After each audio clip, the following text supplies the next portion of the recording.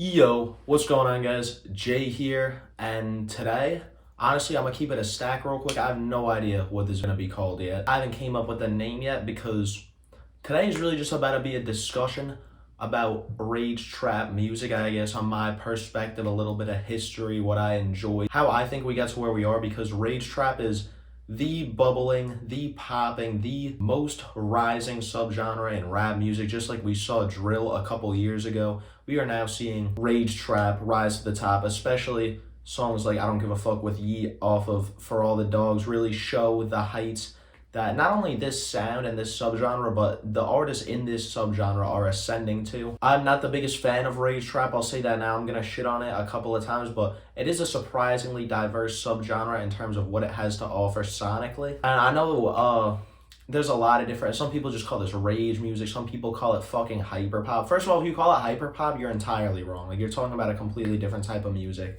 I go with the term rage trap because I feel like rage describes the type of overbearing, loud, video gamey, heavy bass, very eclectic instrumentals.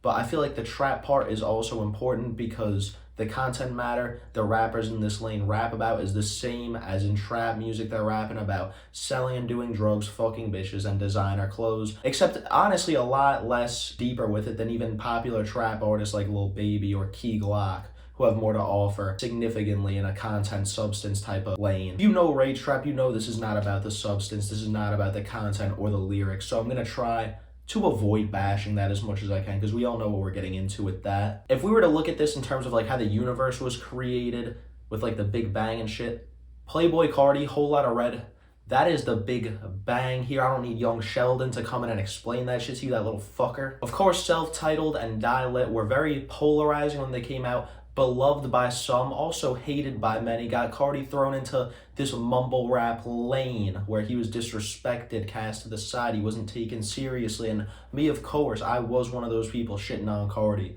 And I was for a long time, I'm not gonna lie, probably up until, maybe even like less than a year ago, to be honest. Self-Titled and Die Lit were not quite rage trap albums. They don't really have that aesthetic, they're more so just trap, but they do introduce the importance of aesthetic for Carti in particular, but also for rage trap music. As we know, what makes that music what it is the aesthetics and the production as well.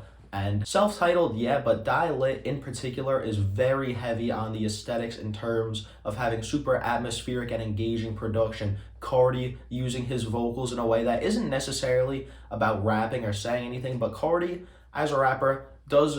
Travis Scott also does this very well, but he fills the negative space. He fills the space in a song where there's not rapping going on. Like, yes, he raps, but the ad-libs he brings in, the noises, the sound effects, all that stuff I think is great and is, again, an important part of rage trap. I feel like filling that negative space, keeping your fans engaged when you're not giving super intense or amazing rapping performances and you have nothing to say in terms of lyrics, that is important. And Carti demonstrated that here, as well as bringing in important features on that album like Young Thug, Travis Scott, Young Nudie, and really, I don't want to say laid down the blueprint for rage trap, definitely not. That is Whole Lotta Red for sure. But in terms of a trap album that really helped point towards the future of rage trap, I think Die Lit is there because aesthetically it is super significant to Carti's catalog and to his sound. Now we got to talk about Whole Lotta Red.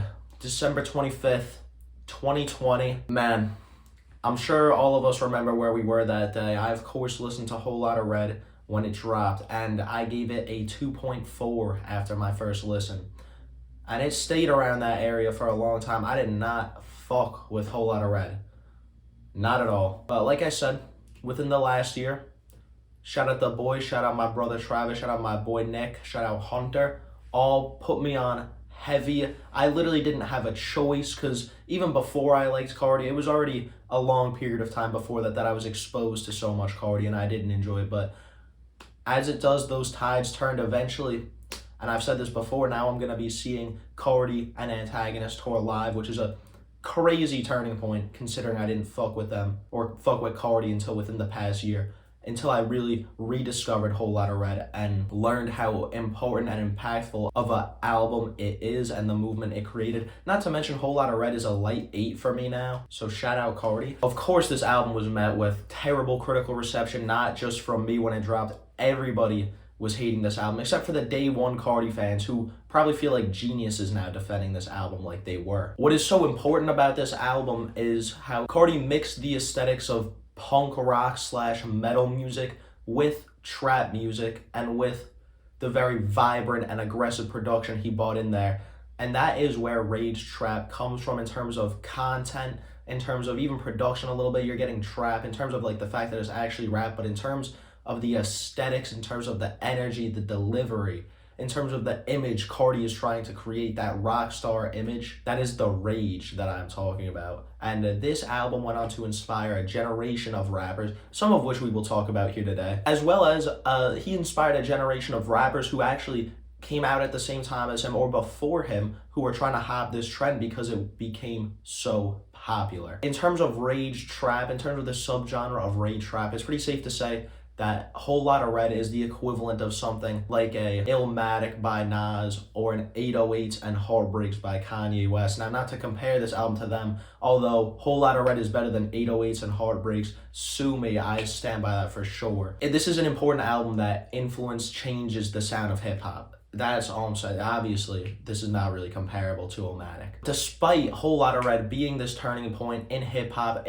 for the Rage Trap scene, kind of really birthing it officially and creating this sound, there are other rappers who in the past 3 years have really contributed to the sound that I wanted to talk about. Not necessarily briefly, but I feel like Carti soaks up all the credit for this for the mainstream Rage Trap sound, because I'm not going to get too deep into the like underground people. I don't listen to the underground Rage Trap scene. That's not really my thing. But I mean, yeah, in terms of rappers popularizing the rage aesthetic like Carti, we of course got to talk about Trippie Redd, because people like to forget that Trippie Redd was kind of the secondary rapper to endorse this sound that Carti had, this style. He was the first person to really bite him. And I know some people are going to be like, oh, he didn't bite him, or they're going to be like, oh, he did, fuck him.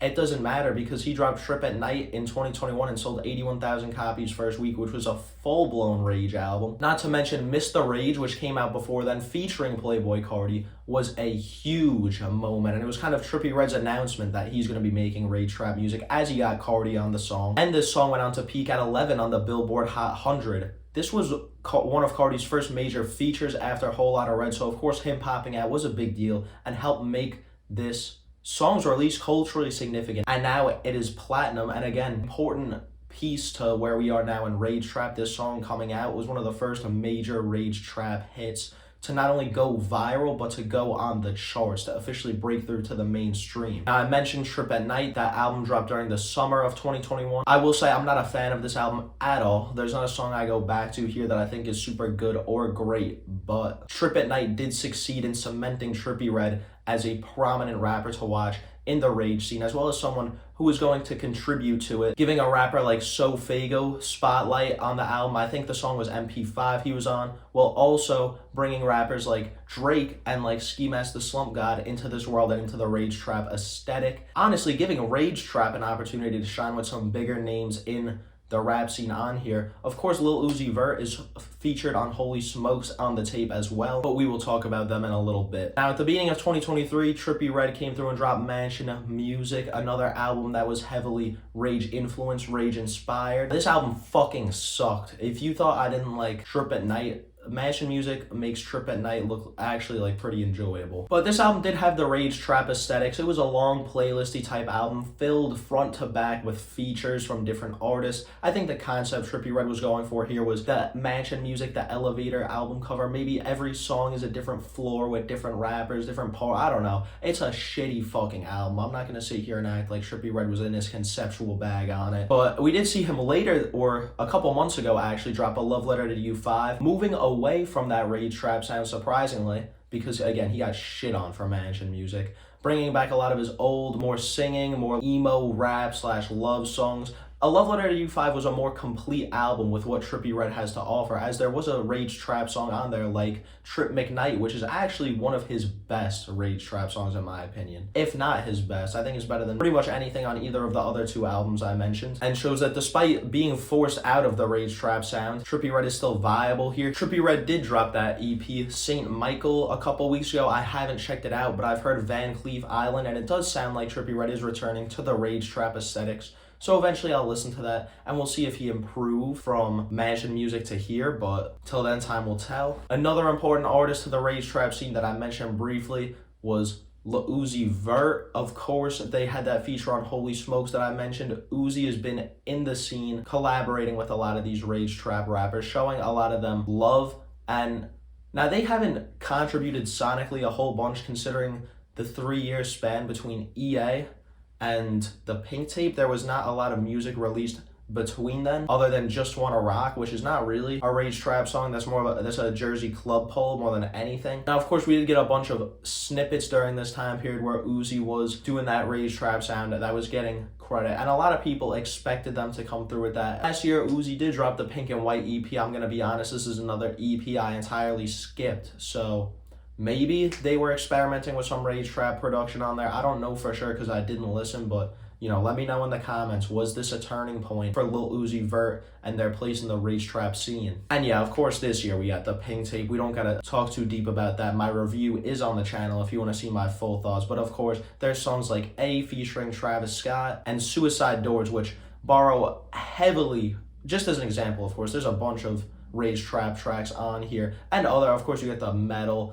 influence and the more poppy tracks like the one with Nicki. But on Suicide Doors, you get this hard-ass aggressive beat. You got Uzi doing a mean and malicious delivery, fucking growling and snarling as the ad-libs like they Carti or something. I love it.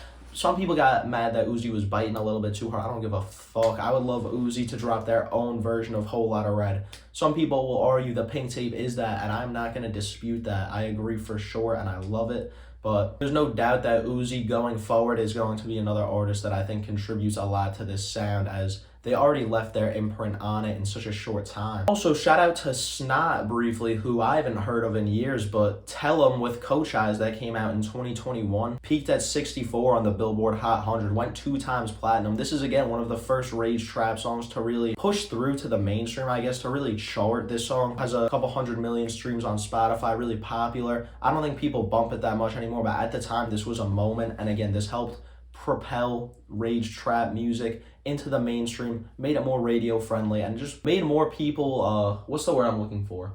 It acclimated more people to it. Even if they didn't like the song, they were more familiar with this sound. We also gotta talk about the more like sugary poppy side of rage trap, because of course Carti is known for his hard ass, the rock star look, and Trippie Redd kind of plays into that too, as well as Uzi. But there are rage trap rappers who aren't hard as fuck. Talking about someone like Lil Tecca. I've praised Tecca a bunch this year for Tech, and I'm honestly excited to do it again. I think he deserves some fucking credit, especially when you look at how popular rage trap is. There's no doubt in my mind that Lil Tecca was a big contributor to it. As I mentioned before, producing for smaller acts in the rage trap scene and working with them. While also dropping We Love You Tecca 2 in 2021, and songs like Choppa Shoot the Loudest having super hard and video gamey rage trap beats, being one of Tecca's first real intros into this sound. But this year he dropped Tech, which not only is a full-blown rage trap album for the most part, it's actually versatile. You get the hard fucking bangers like Dead or Alive, Monday to Sunday, even Eves, which have these more booming, intense instrumentals, intense Tecca performances, but you get the more sugary poppy, like I was talking about,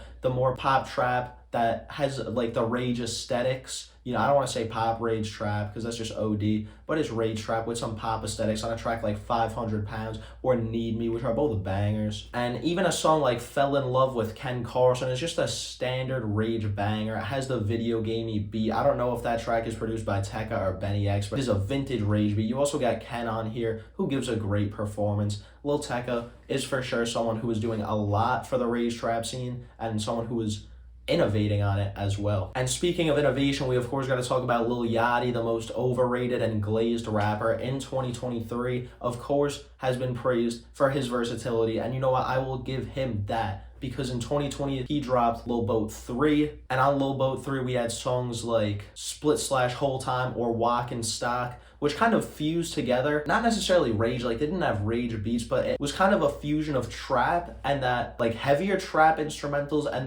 and faster flows, plus the bubblegum trap sound that Yachty coined on his come up with traps like Minnesota and One Night, that more lighthearted, lackadaisical, fun time vibe. Yachty started bringing that in here. Then you go to Lil Boat 3.5, the deluxe, which I believe 2021, you had actual rage tracks on there, like Flex Up with Future and Carti, which went crazy. And again, this is Yachty's first real crossover into that rage trap sound.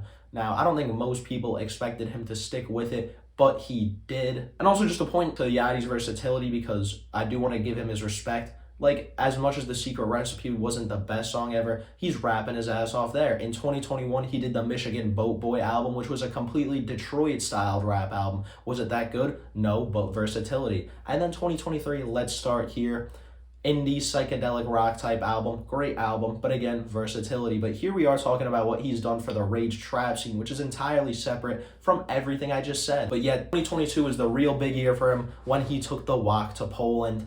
That absolutely changed his career, the hard rage trap production, the auto-tune on his vocals, and I think he really did a great job of curating that syrupy, hazy atmosphere that you get lost in, especially with the way, I don't know what he was doing on his vocals with the reverb or the auto-tune, but the way that the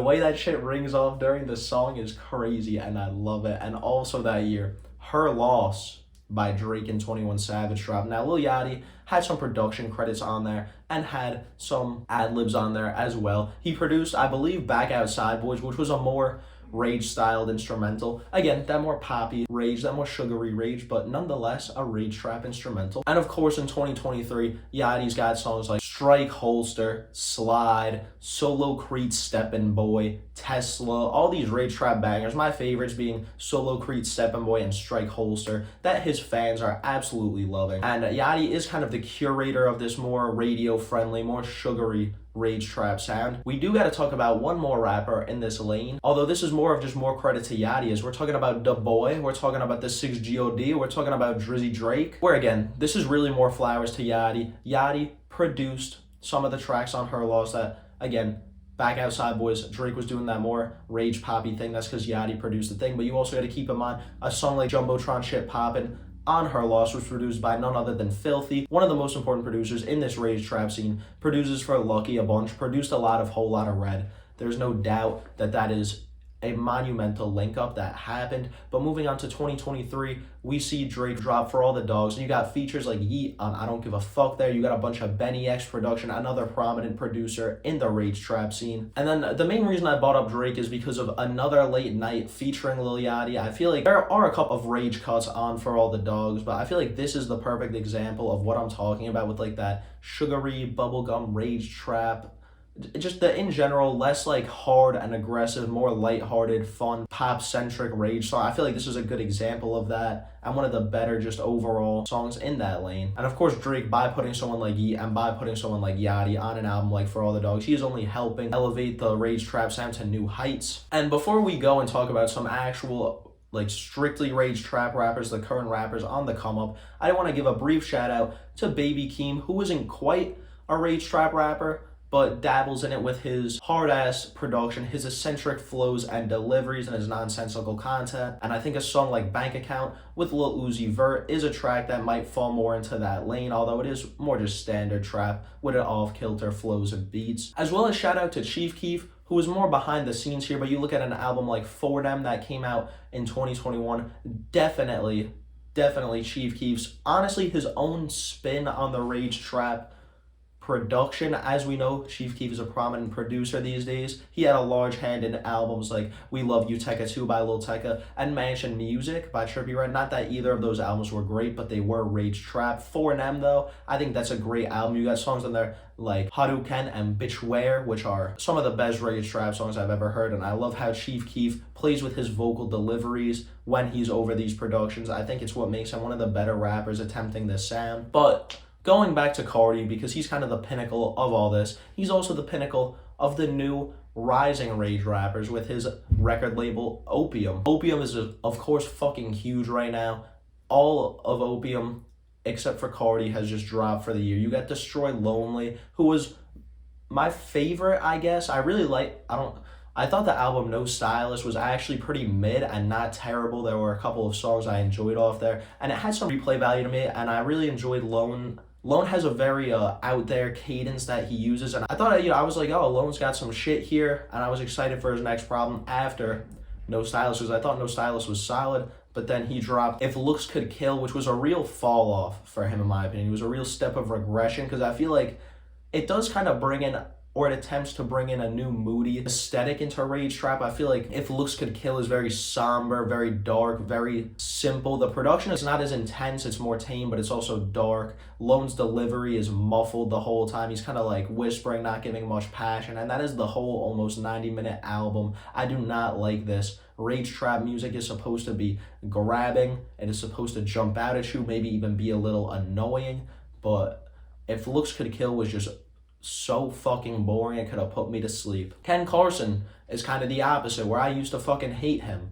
I listened to Project X that came out 2 years ago, one of the worst albums I've ever heard. Skipped out on X, and I mentioned this in my Great Chaos review. If you want to get more of my in-depth thoughts on A Great Chaos, definitely check out the review. But he did change my mind with A Great Chaos. It was kind of like the No Stylist for him, where I was like, oh, he's got potential. He actually has some artistic vision here. He's actually innovating here. And although as a rapper, he is bad and uncaptivating and doesn't sound good at all, he clearly is a creative mind and is trying to make something happen. And another rapper to watch for sure. Songs like Me and My Cup, songs like Succubus, some of my favorites from him. And Homicide Gang, I don't really want to talk about. I listened to their first album to come out. I listened to their album Snot or Not. Fucking sucked. I didn't listen to their new shit either, because quite frankly, they have some sus allegations against them that I'm not going to get into here. Obviously not because I don't think they deserve to be reprimanded, but just because me personally, I am not versed in them. I don't know the specific allegations. I don't know the specific truth or falsity behind them. I don't know how old they are, so I'm just going to leave it. If you want to form your own judgment, do your own research. Me personally, the music's shit anyways, so I'm gonna just avoid it. Yeet is obviously the other major player in this class. You got Opium and you got Yeet. Yeet is kind of doing his own thing. He's the white guy with the ski mask, with the shiesty, with the little devil horns. He's a fucking silly little guy, right? Yeet makes terrible music. He had the song on the Minions movie that went crazy. But he's really been one of the rappers that has been bringing this sound to the mainstream. Ever since like 2021, he's just been consistently dropping music and consistently going up in popularity and gaining fans.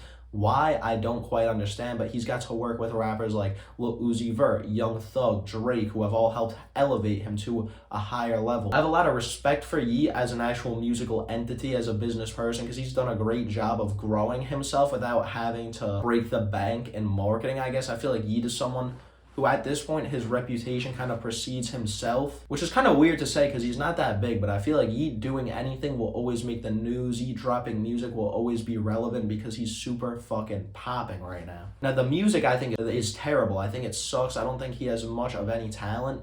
I hope one day he proves me wrong, because he really is a big contributor to this sound, but he is a big contributor to the aesthetic side of it in terms of these super intense and just ridiculous productions, as well as the vocal distortion, as well as the ad-libs. Yeet is huge for these aesthetics and is changing them and popularizing them every time he drops, pretty much. So Fago is another interesting figure here, as he was kind of poised to be the front of the rage trap scene. Songs like Knock Knock were blowing up. He had the Lyrical Lemonade videos in 2021. Even an album like Pink Hearts, which was delayed to shit, I actually really enjoyed. It's one of my favorite rage trap albums and has bangers on there like I'll Say, Took Off, and Out. Since then, he's kind of been on the shelf, though. I feel bad for Fago, honestly. I don't know what happened, but I feel like Travis Scott has kind of shelved him. We didn't see So Fago on Utopia. He dropped Go Plus this summer as well, which barely got any press or promotion. I don't think there's a Travis Scott feature on there either. And yeah, Cactus Jack, kind of like Sheck West, seems to be leaving So Fago in the dust. And I hope to see Fago get out of here. I think he is one of the more potent artists here. I think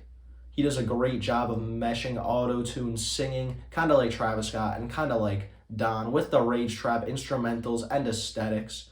And he's got bangers. Off the Map is another classic song from him. I hope he gets in a better position because right now it's seeming like if he stays signed to Travis and if he stays signed to Cactus Jack, he isn't going to do well because no disrespect to Travis, but at this point it is pretty apparent that Cactus Jack is not his main priority. We saw how big of a deal Utopia was, and now he's talking about going to Harvard for architectural design. And great for fucking Travis Scott, but clearly Jack Boys, the record label, after he kind of had the project series and the label, it seems like it became a smaller and smaller priority to him. And like I said, Sheck West is pretty much shelved, so Fago kind of on the shelf, and Don Toliver is struggling to keep his career alive low-key. His next album is going to be make or break for him. And again, I feel like Travis Scott might just be better off disbanding the Jack Boys enterprise. I feel like that would be better for the artists that are signed to it right now. Tangent aside, we also got to talk about Coach Eyes, who is another rapper in this lane that I actually really enjoy. Like he has kind of carved out his own path where he's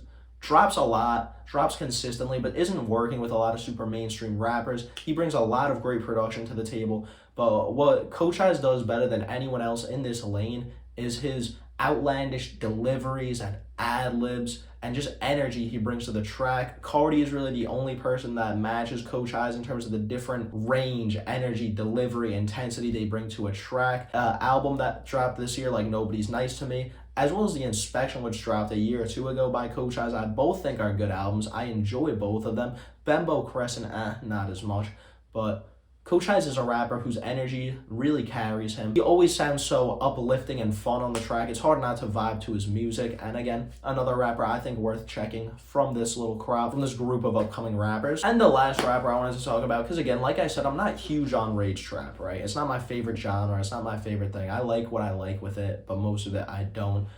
Lancey Fu from the UK, I listened to his album Live Evil a couple years ago, fucking terrible. I have not listened to his most recent project, but the track Lancey is a fucking banger. Maybe I'll check out some more of his stuff. But that's all I got for you guys. Any important rappers or figures in this scene that you think I missed, let me know in the comments. Maybe I'll make a part 2. Also, going forward, I want to make a video about what I think are my favorite and the best songs in the rage trap genre. Of course, like I said, I'm not the most versed in it, so be sure to drop some recommendations in the comments, some songs that you think it would be criminal if I missed out on in that video. Just put me on some good stuff, guys. I appreciate it, and I hope you enjoyed the video. Be sure to like, subscribe, comment, share, all that shit, and I will catch you in the next ones. Appreciate y'all, and I'll see you later. Peace.